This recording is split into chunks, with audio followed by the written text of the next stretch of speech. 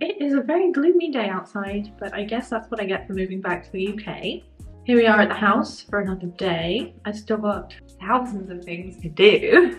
I need to find my big ladder so I can do all the edges of this room and finish the ceiling. But it's looking really good in here. The colour that I chose is just so nice and creamy. Even on a day like today, it doesn't feel as gloomy as it used to in here, so that's good. I also managed to give myself way more to do this week than I'd originally planned. To cut a long story as short as I possibly can, when I first got back and looked at the house, I was a little bit shocked by some of the damage in here. This section of the floor right here that's water damaged is actually so bad that I've decided that I'm going to sand and stain the floor all over again. It's going to be a fun few days in this house. I had thought about sanding and refinishing the floors. I don't know if I really want to give myself that massive task right now, but there's other stuff to be done. And I've just decided I need to sand the kitchen floor anyway, so I've rented the sanding equipment. So here's a flashback to yesterday. Let's get this moved out the way. Don't mind me.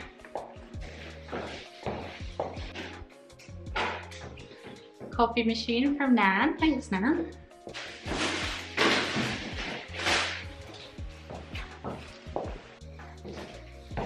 Oh, I am not excited about this. The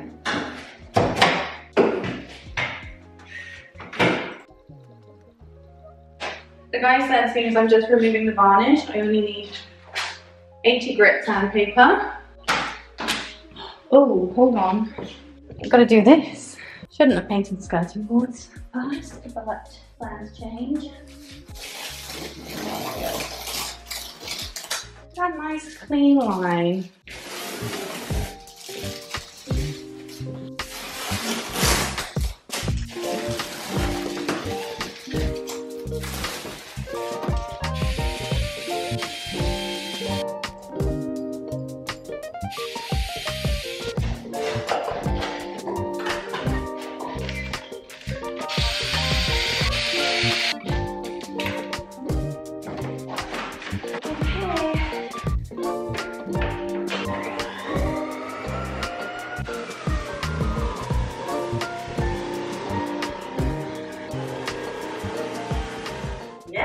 Look at that!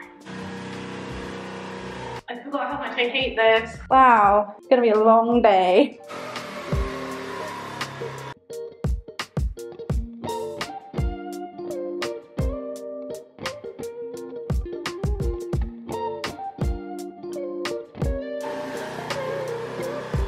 Okay, well that's 7 minutes worth, but I think it's gonna look good when it's done.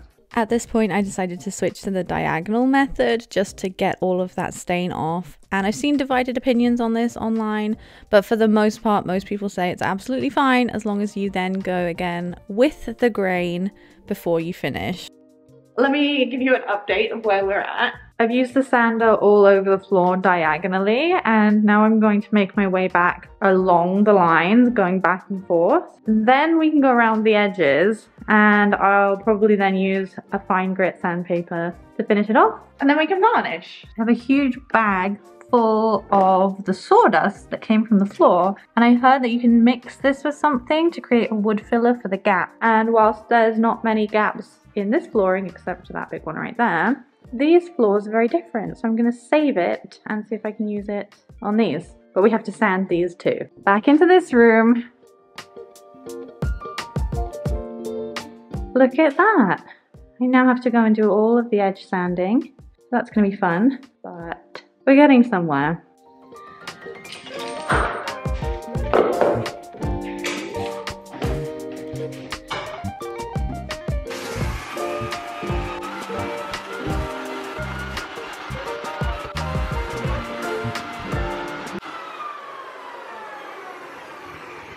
Okay.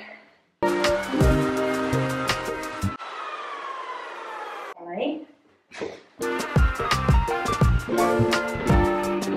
Something is not right there. So the discs have been flying off like crazy. I've tried to troubleshoot it, but I'm not really sure what's happening.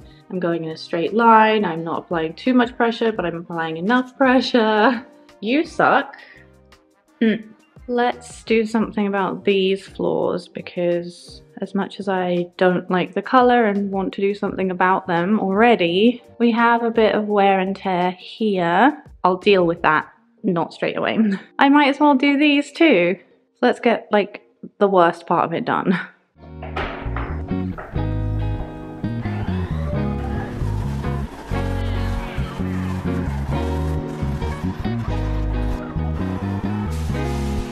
That tiny little section took 3 minutes. I've had to go against the grain because they're so bad.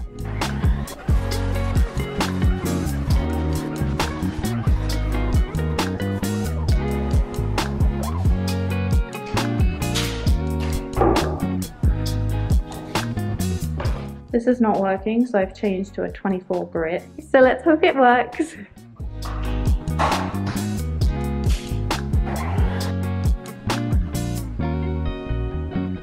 I sanded these floors when I first moved into the house, but because they are so old and there was quite a lot of tar build up around the edges, which is quite normal in Victorian houses, they just were not perfect and they were still quite a struggle. So switching to the 24 grit was a good idea, but I did a few hours work in there, vacuumed up, and then called it a day. So let's jump back to where we were in the timeline.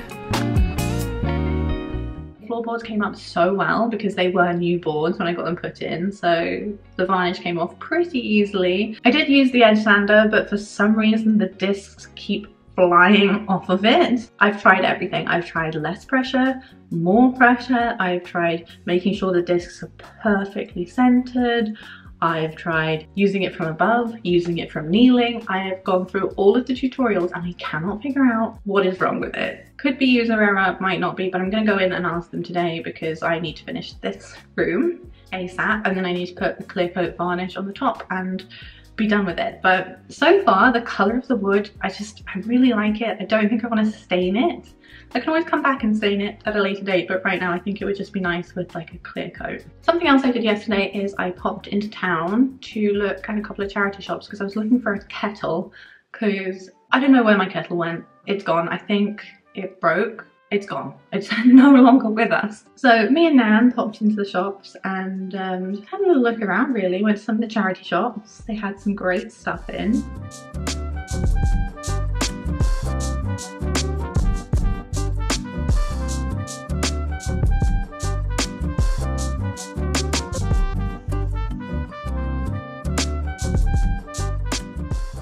Say hello.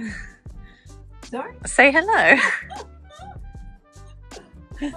Okay, she blanked me. Anyway, I found this amazing little record holding cabinet, which was only £10. I didn't get it because I thought it was too small for the sitting room, but what I did get was this table which expands. I can't wait to have this in the breakfast nook. I think it's going to be amazing. I think I'm going to try and sand it back and see what it looks like. But yeah, I also took another look around some of the other charity shops as well. Can you imagine going into the charity shop and then seeing this MacBook box, but then realizing it's Christmas lights on the inside? Devastating. I found this amazing Brothers sewing machine, a very cute cake mixer, and also this really nice stainless steel bread pan, which I did pick up.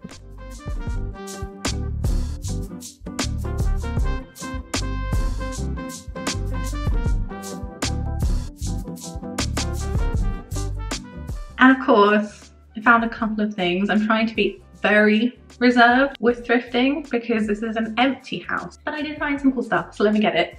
Very importantly, I found the kettle. And this was a grand total of £5, and it's a nice little Russell Hobbs number. And it's basically brand new because it's got a sticker on it, so. I found this green velvet cushion for 50p. 50p! I couldn't not get it, so I'm going to wash it, and then I'm going to use my new carpet vacuum, fabric vacuum on it. I bought one of those for the carpets in the house. Very excited to try that out, but I don't have time to do that this week. So that will be when we move in. I probably paid a bit too much for this, but I found, hold on, this little pink toolbox. It's an electric screwdriver. I checked inside, it's from Lidl. I spent £8 on it. It was probably £8 brand new in Lidl, I don't know, but look at this absolutely perfect shade of pink. I'm obsessed with it. I've used this all day yesterday unscrewing the bolts on the floor sander, so it's come in handy. And I also found these gorgeous string lights in the box, never used. They're vintage, I want to say vintage, I don't know the date on them, but they look early 2000s and they're from Habitat. So I know I got a deal with these. They were £5 and they just look so cute. I love them for two reasons. One is because they kind of give me like early 2000s rom-com vibes, like if they were draped on like a mantelpiece or something. I don't know, it's just giving like Bridget Jones kind of vibes. And the other reason is my nan always used to buy fairy lights in Habitat and she's got them all around her house. So it kind of reminds me of Nan and her fairy lights. What else? Oh, not house related, but picked up 2 jackets. This one's for Hayley. So it's £4.50. And I saw that and I was like, if I don't get that for Hayley, it will be a crime. I just think she'd really like that. It fits on me, but it doesn't really do up, so I think it will fit Hayley because she's just very petite. And then for me, for £4, I found this little vintage brown suede jacket because I've been looking for one, so bargain. The charity shops on the Isle of Wight and in areas that are outside of big cities in general, so good, so good. Anyway, that's my haul. So my plan for today is to finish up the kitchen floor, hopefully, maybe do some painting, just get a lot of this stuff done because I don't have much time left and I really want to get as much done as possible before we move in. So I have a whole list of stuff. How much of that stuff will get done, I don't know, but let's try our best. Oh, and I've been thinking about what to do about this flooring because it's really chipped and the edges are so bad. It's missing like a lot of the trim that was around here for some reason. Not entirely sure why, but just don't love how it looks, and you can see the underlay under the door. Like ideally, if I had a huge amount of disposable income, I would tile this space. That is not on the priority list right now. So I've been thinking, can I cover this up somehow? Would I have to take it off if I wanted to do something like this? I picked up some vinyl flooring tiles in B&Q yesterday, and I'm thinking of doing like a checkerboard pattern in a diamond shape. Let me arrange these before I show you. Because believe it or not, there is a vision. Right. So I've been thinking of doing a checkerboard diamond pattern with these peel and stick tiles. You know I love peel and stick tiles. I like these ones because they have sort of a marbly pattern on them. They're not just flat white, because then it would just look a little bit more like a 50s diner. So I'm thinking of doing that. I'm just not sure whether I go across the flooring that's already there, because this could be a solution that just lasts for a year or so to tide me over. Or do I rip up all of the floorboards and start from scratch? The only thing that's stopping me from doing that is that there's some really thick underlay underneath, which makes it nice and springy on here. And I know for a fact that the flooring underneath is really uneven. It's just concrete subfloor and it bows a lot. So that had to be placed to make it more flat. I know it's not a priority to do these floors, but they're just really chipped and something about them just looks really odd to me. Like, I don't know why I chose this. I don't know what was going on in my mind where I thought, yes, vinyl planks, but make them white wood. I don't know. Mistakes are made. I wish this hardwood could go all the way through, but there's a severe variation in the height of the rooms and I don't want to start ripping out concrete. I physically, mentally cannot deal with the idea of tiling anything for a while. So that is an option, and I know some of you are probably screaming at me, don't do it. But what would my channel be if I didn't make the odd mistake here and there?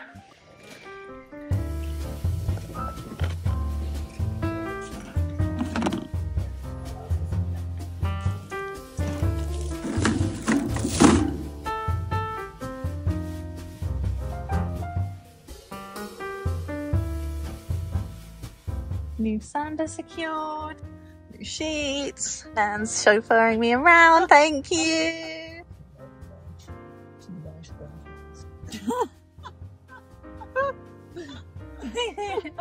We have a different end sander and some more of these. So let's see if it's user error or not. Okay, this one works. We're good. You can see that it's actually doing its job.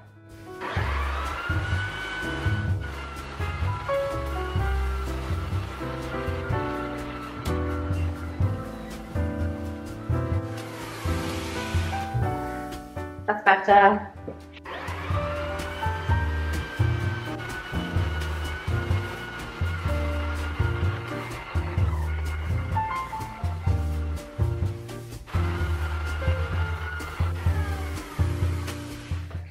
Look at this.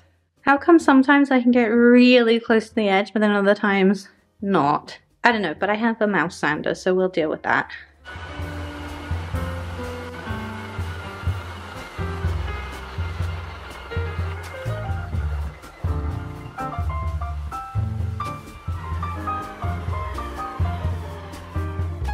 So I'm going around the edges, even though I still have some more sanding to complete here.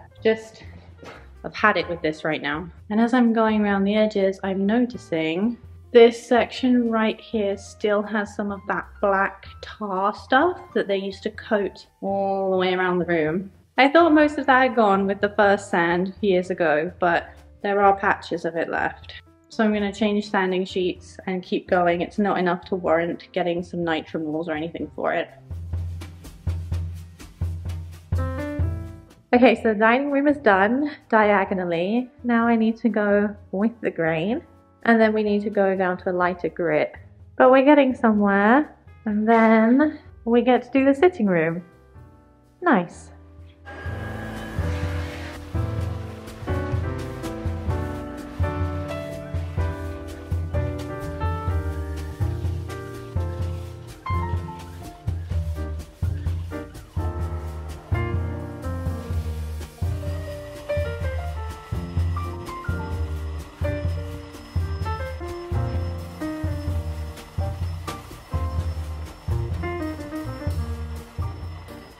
Okay, so we're going to wrap up days 3 and 4 here. The last thing that I did was did one coat of this clear varnish on top of the floor.